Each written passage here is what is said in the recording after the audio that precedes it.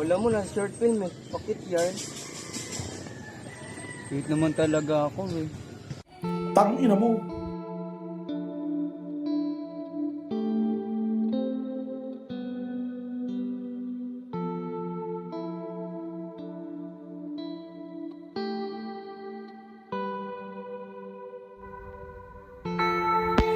Tanginang yan, Botsugo. Ang asim pa niyan. Yak, kadiri. Tangina, nagbakla ka pa, ang pangit mo. Sa ulo ka.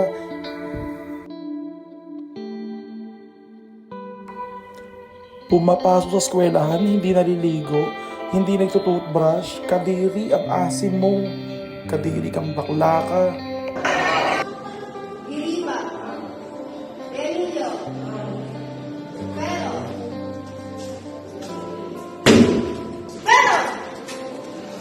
natutulog ka na naman sa class ko. Wala kang pakialam, tangina mo, teacher ka.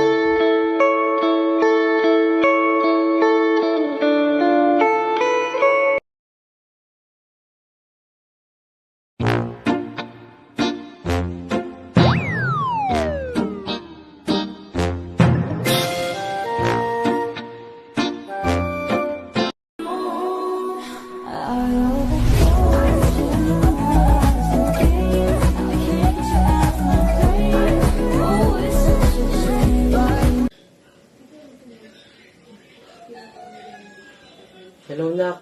Available ka ba today?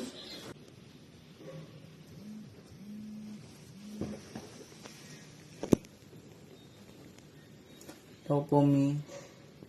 Available po ako ngayon. Kakagising ko lang din po.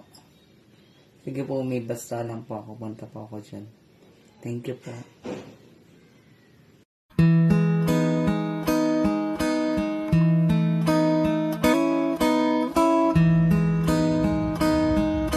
Wow, ang sarap pag-jakol. Bago ako pumasok, mag-jakol muna ako.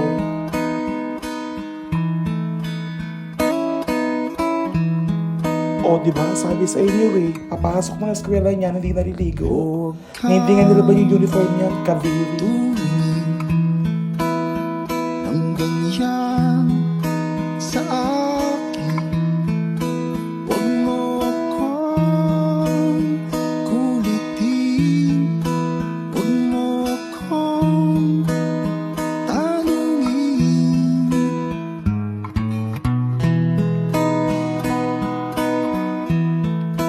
Dahil Mahirap maging mahirap, pero mas mahirap pag hindi ka nagsusumikap. May mga pangarap na hindi madaling abutin. May mga kabataang habang ang iba ay nagpapahinga.